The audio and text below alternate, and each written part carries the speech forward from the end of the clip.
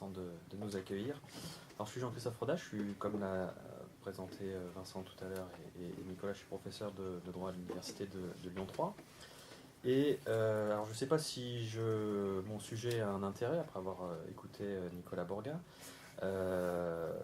Donc je vais essayer d'aborder ça de manière un peu humble et en faisant aussi de l'introspection. Et je me rends compte qu'en t'écoutant parler et en ayant traité mon sujet, finalement nos interventions se répondent un petit peu. Alors le sujet de mon intervention ce matin, c'est Legal Tech et ubérisation de la justice. Quel risque? Puisqu'on est dans la thématique aujourd'hui des risques de la justice. Et je vous avoue que c'est un titre un petit peu clin d'œil. C'est pas le titre que j'aurais spontanément choisi si j'avais voulu être totalement sérieux. Je le suis rarement. Legal Tech et ubérisation de la justice, c'est un petit peu les mots-clés tarte à la crème que l'on retrouve toujours lorsqu'on traite ces sujets. J'aurais pu parler d'ubérisation, donc de paradigme, de disruption. Mais quand même, Legal Tech et ubérisation de la justice, il y a quand même un sens dans ce titre. Il s'agit de traiter de la question des plateformes qui proposent des règlements de litiges qui sont en train de fleurir un petit peu partout dans le monde, et notamment en France et également à l'échelon de l'Union européenne, et de voir quels sont les risques qui peuvent auxquels les juristes peuvent être confrontés, notamment les professionnels du droit. Alors, quand il a fallu que je travaille sur cette thématique, et plus globalement sur la thématique des legal tech, la première chose que l'on fait en général, on ne l'a pas trop fait avant, mais justement j'en profitais pour essayer de réfléchir avec vous sur les thématiques, c'est déjà tout simplement de savoir quel est l'objet de notre étude et s'interroger sur la définition. Je sais que Christelle Papineau, dans sa thèse, s'arrache les cheveux sur ces questions de définition de la legal tech. Et en réalité, je crois que la première difficulté que l'on rencontre lorsqu'on évoque ces sujets, c'est qu'en France notamment, mais je crois que c'est à peu près la même chose ici au Québec, on a des problèmes de définition. On n'a pas de véritable définition de ce que sont les legal tech ou de ce qu'est la legal tech. D'ailleurs, alors il y a une ambiguïté sur le terme. On m'a expliqué très doctement qu'il fallait surtout pas dire les legal tech, mais la legal tech, sans qu'on m'explique véritablement bien pourquoi il fallait appeler ça la legal tech. Donc c'est pour ça que vous m'entendrez jouer sur les deux termes. Alors on n'a pas de définition en France, ce qui pose des difficultés et ce qui oblige quand même à circonscrire le sujet. On a malgré tout des définitions qui sont des définitions doctrinales, mais qui sont en train d'être solidifiées, si j'ose dire, dans différents rapports de recherche, notamment le rapport Cadier de novembre 2017, un rapport qui concerne l'open data des décisions de justice et qui propose un glossaire au début de ce rapport, avec un certain nombre de thèmes qui sont les thèmes à la mode et que l'on retrouve donc dans nos sujets aujourd'hui. On a une proposition de définition de ce qu'est la legal tech qui est tirée de la doctrine de nos collègues, de nos très estimables collègues Florence Xel et M. Haïdan, le marché français des services juridiques en 2020, la legal tech, la définition qui est proposée, donc qui est reprise dans le rapport Cadier, c'est la suivante: ce sont les entreprises exploitant les technologies de l'information dans le domaine du droit afin de proposer des services juridiques innovants. Ces entreprises sont récemment apparues, d'où leur désignation comme jeunes pousses, start-up, de sorte qu'on parle aussi de legal start-up. C'est la définition classique que l'on retient et que les rapports officiels reprennent. Il me semble que c'est une approche très restrictive des choses de se consacrer uniquement sur les legal start-up et que on pourrait avoir une approche un petit peu plus générale. Et en réalité, si on regarde du côté de la doctrine canadienne ou de la doctrine nord-américaine plus généralement, la doctrine américaine, on se rend compte que la legal tech ou les legal tech aussi, de l'autre côté de l'Atlantique, ça peut être des approches beaucoup plus larges.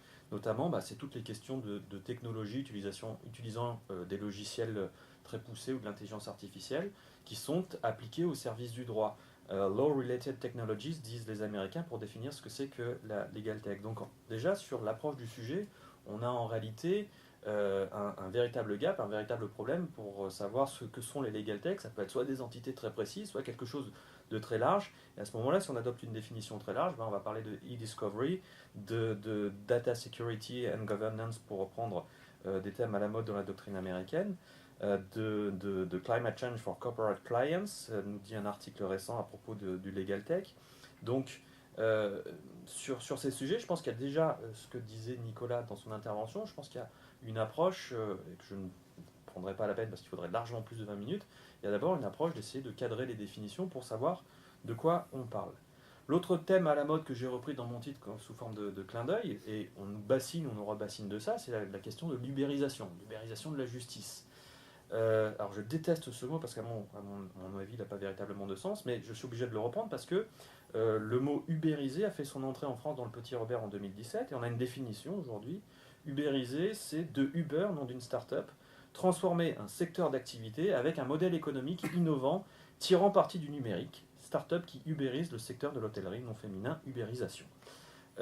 Quand on lit cette définition, en réalité, on n'est pas plus avancé. En fait, on se retrouve avec la légalité, quelque chose d'assez flou, d'assez nébuleux, et l'ubérisation de la justice, on se retrouve là aussi avec des thèmes extrêmement flous. Et là où on s'enfonce profondément lorsqu'on croise ces notions, légalité, ubérisation de la justice, et on est pris d'un sentiment de vertige, c'est quand on se rend compte que des institutions extrêmement sérieuses sont elles aussi polluées par tout le langage et toute la doctrine florissante qu'évoquait Nicolas tout à l'heure, et que le Conseil d'État, par exemple, dans un rapport de 2017 consacré, je cite, à la puissance publique et plateformes numériques accompagnées l'ubérisation, c'est que le Conseil d'État se laisse lui aussi polluer par ces espèces de définitions de termes qui ne veulent pas dire grand-chose. Je vous cite des extraits du rapport du Conseil d'État, dans un petit chapitre intitulé Penser la rupture, donc on a l'impression qu'on a affaire à quelque chose, à un changement de paradigme, donc à un changement d'air. Le Conseil d'État nous dit derrière le mot ubérisation, un phénomène émergent et puissant bouleverse les repères et les équilibres de l'économie traditionnelle. Au cœur de ce phénomène se trouvent les plateformes numériques et l'écosystème technologique qu'elles emportent. La puissance des évolutions en cours rend nécessaire d'analyser les atouts et les faiblesses de notre système juridique pour être à la fois en capacité d'anticiper les évolutions du droit et des politiques publiques et d'y apporter des réponses d'ensemble conçues au niveau européen et national. On a l'impression, en lisant les rapports du Conseil d'État, et c'est comme ça pendant des pages et des pages, que cette ubérisation de la justice, cet avènement des plateformes, c'est quelque chose qui va révolutionner le droit, qui va révolutionner notre manière de fonctionner. Donc, pour répondre un petit peu en écho à l'intervention de Nicolas, comment, juriste et universitaire, on ne peut pas être, lorsqu'on lit les rapports du Conseil d'État, lorsqu'on lit le rapport Cadier, comment on ne peut pas être saisi à l'idée d'écrire sur ces questions-là, puisqu'on est en train de nous annoncer un changement de monde, un changement de paradigme, et surtout qu'on inquiète les professionnels du droit. Les notaires, les avocats, les praticiens, on n'arrête pas de leur dire avec ce monde va changer, que vous allez devenir des old lawyers. Alors je lisais un article écrit par Jordan Furlong dans la Suffolk University Law Review, qui parle de génération pivot et qui, dans son texte, parle, face à l'avènement des legal tech et de l'ubérisation, nous dit All legal markets, breakdown in relations, new competition for lawyers. Donc, lorsque les professionnels du droit lisent des articles consacrés à ces sujets, ben, on leur dit que s'ils ne s'adaptent pas, ils vont mourir face à une concurrence nouvelle. Le All Legal Market, ce seront les vieux avocats laissés de côté face aux plateformes. On leur dit qu'il va y avoir une rupture dans les relations avec les clients. On nous dit que c'est des nouvelles formes de concurrence. Donc, quand on aborde ces sujets, en réalité, ce n'est même pas des risques qui sont évoqués, c'est des angoisses. La plupart des avocats que l'on rencontre et lorsque l'on parle de ces thèmes, sont extrêmement angoissés en disant mais on va se faire écraser, nous on n'a pas la méthode, on n'est que des juristes et on ne maîtrise pas l'informatique, comment va-t-on faire? C'est aussi pour ça qu'il y a cet engouement des professionnels, parce que c'est souvent les notaires, les avocats qui nous disent mais expliquez-nous les smart contracts, les legal tech, etc. Parce que visiblement on va passer au rouleau compresseur de ce phénomène. Et je crois que face à ce changement, en tout cas l'annonce de ce changement, et je ne parlerai pas des avantages, parce qu'on l'a déjà dit en filigrane, et on n'arrête pas de le redire, il suffit de lire de toute façon les pages de présentation des Legal Tech pour savoir quels sont les avantages qui sont promis. Bon, on promet monts et merveilles avec l'avènement des Legal Tech pour les avocats, les notaires, etc. Je crois qu'il faut insister sur les risques pour essayer de cibler ceux qui sont réels, ceux qui existent véritablement, mais aussi dans une espèce d'entreprise de démystification également, essayer de voir les risques qui sont très largement exagérés, en opposition à ceux qui sont, à mon avis, peut-être sous-estimés lorsqu'on évoque ces sujets. Donc vous l'avez compris, dans une tradition française très classique, ce seront les deux thèmes que je vais aborder dans mon intervention, en essayant de respecter le timing, mais je sais qu'il va déjà être dépassé, je m'en excuse Vincent. Les risques exagérés et les risques sous-estimés. Alors je crois qu'il faut vraiment démystifier les risques exagérés. Il y a d'abord, on nous dit que l'avènement des plateformes, des legal tech qui vont donc proposer des services juridiques et surtout des services de règlement des litiges, Il y a des problèmes de complexité, on nous dit que ça va être quelque chose de très complexe, et Legal Tech qui appartiennent au monde de la globalisation, au monde de l'Internet. On nous dit que c'est un phénomène parfaitement nouveau qui va soulever des questions de droit d'une complexité extrêmement sévère. Et il suffit juste de lire ce que dit le Conseil d'État par rapport à l'avènement des plateformes. Le Conseil d'État nous dit: le caractère mondial de l'économie des plateformes aboutit à la déterritorialisation des relations juridiques entre les parties. Cela rend particulièrement complexe pour les entrepreneurs individuels sur lesquels repose l'économie des plateformes, comme pour leurs consommateurs, de déterminer le droit applicable à leurs relations. Le contractant de la plateforme agissant comme un professionnel peut se voir imposer l'application quasi complète d'un droit étranger, et la procédure de règlement applicable peut même avoir pour effet d'écarter le recours au juge national. La territorialité du droit, comme les stratégies de contournement des législations sociales et économiques des États, appellent ainsi un renforcement des instruments de contrainte dont peuvent disposer les acteurs nationaux à l'égard d'acteurs privés situés dans d'autres États. Bravo le Conseil d'État qui découvre en réalité des questions qui sont vieilles comme le monde. Le Conseil d'État découvre le droit international privé. Le contractant de la plateforme pourrait se voir appliquer un droit différent. Bah oui, le contrat international, on peut choisir la loi du contrat, les questions d'ordre national, d'ordre public qui devrait s'imposer. Bah oui, c'est l'ordre public international. Enfin, quand on lit ça, alors c'est peut-être parce que ce sont des publicistes, je sais pas, mais on est catastrophé, on dit mais voilà quelque chose d'extrêmement complexe, ces plateformes. Enfin, c'est vieux comme le droit international privé, c'est vieux comme les échanges, c'est vieux. Alors les plateformes, ça date pas de 2 ans. Les questions sont, alors c'est sûr, il y a des questions, c'est l'affaire Facebook ou Google Spain, etc.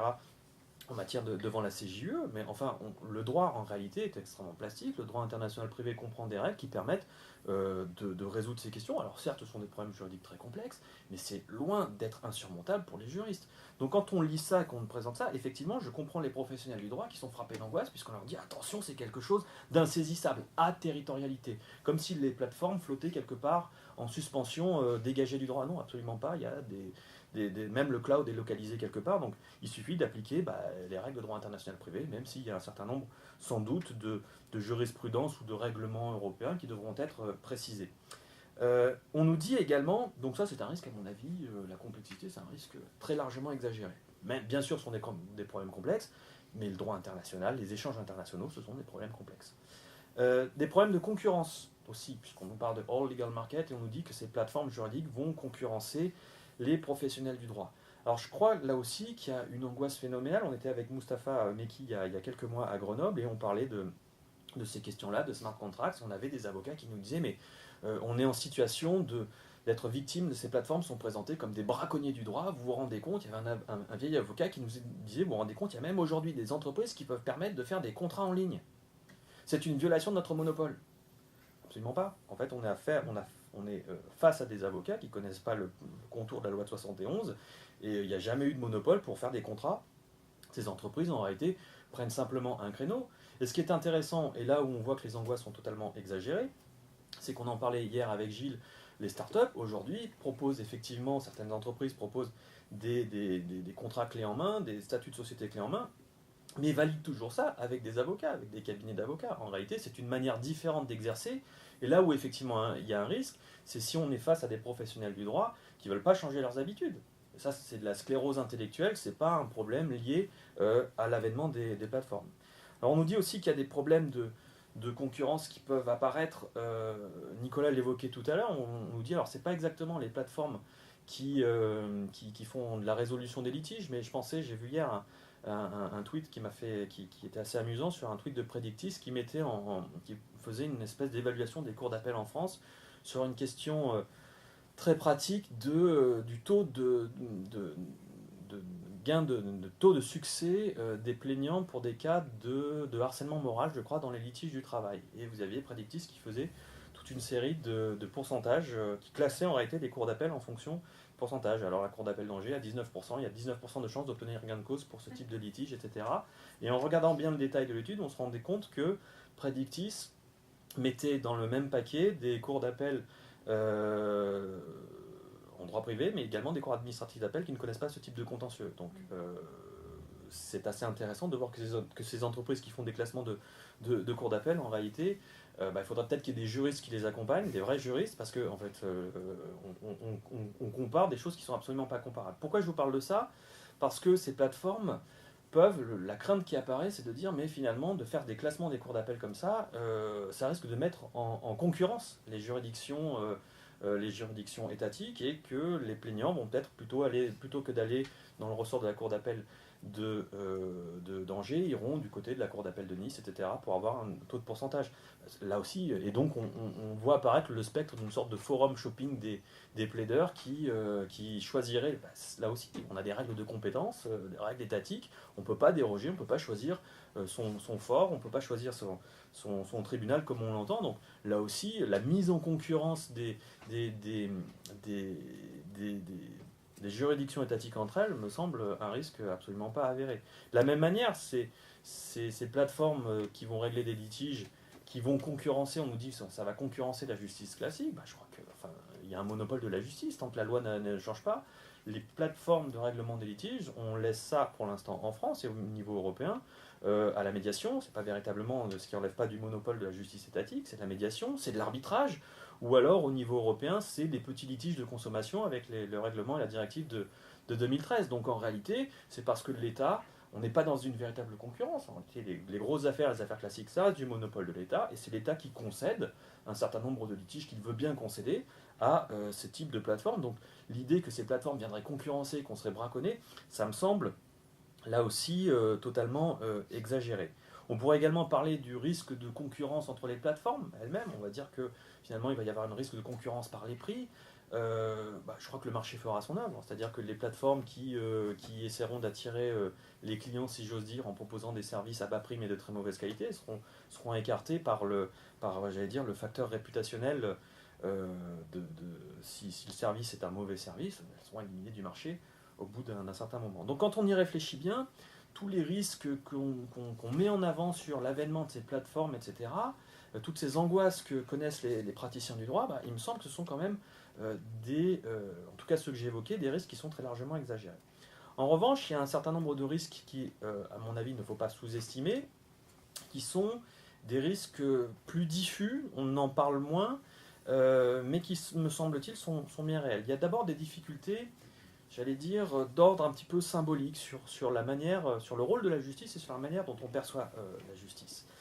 Si ces plateformes de règlement des litiges, ces plateformes dématérialisées sont amenées, leur champ de compétences est amené à se développer, il y a un mouvement en ce sens-là, on risque de voir apparaître une sorte de justice à deux visages, peut-être même à deux vitesses, entre d'un côté la justice classique qui est longue, la justice étatique, longue, coûteuse, c'est ce qu'on lui reproche, et de l'autre côté cette justice dématérialisée, plus rapide, à bas coût. Mais le problème de cette justice par plateforme, cette justice dématérialisée, on n'en parle pas trop, mais moi je me souviens, c'est un de mes premiers cours que j'avais lorsque je suis rentré en fac de droit en France, c'était un cours de sociologie du droit et du rôle des symboles de la justice. Le fait de se rendre dans une salle d'audience, d'être confronté à des magistrats en robe, d'avoir la possibilité de faire venir des experts, de les entendre discuter, etc. Le décorum de la justice est quelque chose d'important pour le justiciable parce qu'il se rend compte que c'est quelque chose, que ce n'est pas un lieu anodin et qu'il n'est pas en train de passer un moment anodin non plus. Il est en train d'être jugé ou de demander justice, de demander réparation. Et le fait de recourir à cette justice de deuxième catégorie dématérialisée en un clic, eh bien, il y a une sorte de désacralisation de la justice et peut-être un risque que l'on ne voit pas venir de reléguer cette justice comme finalement un simple service de consommation au même titre que la possibilité de télécharger de la musique. Eh bien, on peut régler ses litiges finalement en un clic d'internet sans passer par un avocat. Il me semble que ce risque-là peut être mis en avant.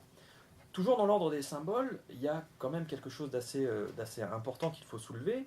Je crois que derrière ce mouvement de mise en avant et de développement des plateformes qui doivent régler des problèmes de règlement des litiges, il y a quand même une opposition entre la justice publique et la justice privée. On est quand même dans un mouvement de marchandisation de la justice. Lorsqu'on lit la directive de 2013 sur le règlement des litiges extrajudiciaires, c'est une directive qui incite la création de plateformes au niveau européen de plateformes de règlement des litiges extrajudiciaires, donc pour les petits litiges relatifs à la consommation. Et la Commission européenne nous dit les plateformes REL, donc règlement extrajudiciaire des litiges, elles doivent être financées, alors elles peuvent être financées par des fonds publics ou privés, mais quand même, toutefois, les entités de REL devraient être encouragées à faire appel spécifiquement à des formes de financement privé. Lorsqu'on lit le rapport du Conseil d'État, on nous dit quand même l'avantage de ces plateformes, c'est que ça réduit les coûts de transaction. Quand on comprend tout ça, les coûts de transaction, c'est Ronald Coase et la théorie justement des coûts de transaction, on se rend compte qu'il y a une vision qui est quand même très largement économique et une vision, si on met en avant ce type de justice, c'est aussi pour une logique de coût, il ne faut pas se voiler la face. Si aujourd'hui, au Sénat, on en parlait il y a quelques jours, si le ministère de la Justice réfléchit à ces plateformes de règlement des litiges, c'est pas pour faciliter, c'est sans doute pour faciliter la tâche des consommateurs, mais c'est en réalité pour se débarrasser d'un certain nombre de litiges qui ne sont pas véritablement intéressants et de donner ça au marché, aux entités privées. Donc c'est encore, on retrouve l'idée d'économie de coûts de justice. Au lieu de mettre des moyens pour avoir une justice de qualité, on préfère se dire aujourd'hui, oh bah ça ce sont des petits litiges, allez vers la médiation, allez vers Internet à bas coût, etc. Donc il y a quand même ce risque de la tentation de l'État de se débarrasser des litiges qui ne sont pas véritablement intéressants pour les reléguer au marché, avec les risques que cela peut avoir. Alors bien sûr, il faudra des règles de droit pour encadrer tout ça, mais si on confie ce service qui relève en principe du service public à des plateformes, bah, on va avoir les mêmes questions qui sont en train d'aujourd'hui, on est en train de se rendre compte que Airbnb, c'est pas forcément si bien que ça, que les plateformes sont délocalisées, qu'il y a des problèmes de... Bon, donc là aussi, les avocats qui travailleront avec les plateformes sont peut-être sous-payés, sont peut-être des avocats qui sous-traiteront d'Inde. Donc on découvrira peut-être qu'il y a des... Ah bah tiens, la justice des plateformes est une justice où l'on exploite des pauvres juristes qui sortent des facs de droit. Donc on est en train de se voiler la face et on ne veut pas voir véritablement ces difficultés. Il y a des difficultés au-delà du symbole, des difficultés me semble aussi d'ordre technique qu'il faut évoquer, qu'on ne voit pas forcément venir, qui sont des difficultés d'articulation des procédures. Parce que pour l'instant, le champ du règlement des litiges, en tout cas au niveau européen, si je reprends l'exemple de la directive de 2013 qui est complétée par un règlement du 21 mai 2013, donc qui incite pour les litiges de consommation à recourir à des plateformes, on vous dit donc que les consommateurs, pour litiges de petite ampleur, ont intérêt à saisir des plateformes si les professionnels sont d'accord, etc. etc. Il faut lire la directive. Mais on vous dit en même temps, alors on peut saisir ces plateformes, mais rassurez-vous, parce qu'on fait quand même un peu du droit à la Commission européenne, le droit à un recours effectif et le droit à un procès équitable sont des droits fondamentaux définis par l'article 47 de la Charte des droits fondamentaux de l'Union européenne. Ça veut dire que finalement les consommateurs peuvent toujours à un moment décider de quitter le circuit de la plateforme si ça ne leur convient pas et de rebasculer vers le circuit de la justice étatique pour respecter les droits fondamentaux qu'évoquait justement précisément Nicolas tout à l'heure. Et comment on articule et quelle est la liberté véritablement de commencer avec une plateforme, de rebasculer vers la justice. En réalité, on a des problèmes d'articulation des procédures qui ne sont absolument pas réglés et qu'il convient aujourd'hui, puisqu'on sait déjà ces plateformes sont effectives, qu'il convient de régler. Lorsqu'on lit encore ces textes européens, alors c'est pour inciter, mais le fait d'inciter, de cibler un certain nombre de points, comme le fait la Commission européenne, par exemple, dans cette directive, elle cible un article 8 qui est consacré à l'efficacité des plateformes. Donc pour encourager les plateformes à être efficaces et également à être équitables. Mais le fait d'encourager, en réalité, on cible des problèmes. On cible des difficultés qu'il y a avec les plateformes de règlement des litiges actuelles. On nous dit, par exemple, les plateformes de REL, donc de règlement extrajudiciaire des litiges, elles doivent être gratuites ou disponibles à un coût modique pour les consommateurs. C'est très intéressant, mais quand quel est le modèle économique en réalité? Quand on réfléchit 30 secondes, si on veut faire des plateformes qui sont quasiment gratuites pour les consommateurs, comment ces plateformes se financent? Alors, est-ce que ce sont les professionnels de l'autre côté de la chaîne qui vont financer? À ce moment-là, c'est pas très équitable. En réalité, sans que les textes le précisent, il va y avoir sans doute un financement qui est un financement à base de données personnelles, ou ces questions-là qui vont être ensuite des logiques qui sont finalement contre celles qui sont préconisées par le RGPD.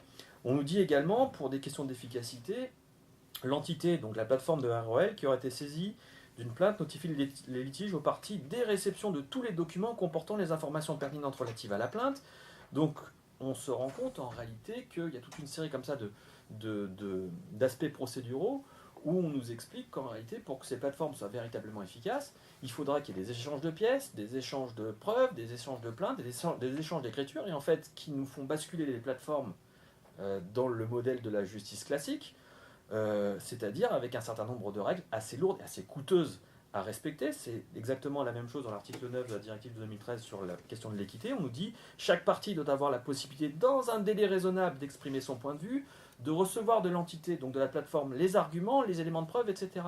Donc en réalité, ce que nous dit la Commission européenne, c'est qu'attention, pour que ces plateformes soient effectives, qu'elles remplissent leur rôle, il va falloir quoi? Qu'elles respectent les droits procéduraux, les droits fondamentaux, le contradictoire, la possibilité d'examiner les preuves, etc.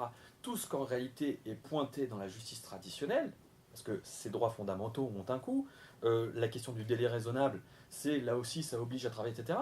Donc en réalité, quand on y réfléchit bien, tout le réflexe, on est en train de nous dire que ces plateformes, pour qu'elles soient véritablement, qu'elles rendent la tâche de la justice, il faut qu'elles s'alignent sur le standard des juridictions habituelles. Et justement, le standard de la justice habituelle, de la justice étatique, elles souffrent de ces mots-là, c'est-à-dire elles souffrent de ces droits fondamentaux. Alors c'est une bonne chose, mais c'est pour ça que la justice est lente, c'est pour ça que la justice est coûteuse. Donc on se retrouve avec un espèce de paradoxe en disant, vive les plateformes, c'est du privé, mais en même temps, il va falloir s'aligner sur les standards de la justice classique, parce que sinon, on se rend bien compte que l'on aura affaire à des plateformes qui risquent de faire de la sous-justice si elles ne s'alignent pas sur ces standards. Je me rends compte que j'ai dépassé déjà de 5 minutes mon temps de parole. J'avais d'autres choses à dire, mais je les dirai sans doute à l'occasion des questions. Je vous remercie pour votre attention.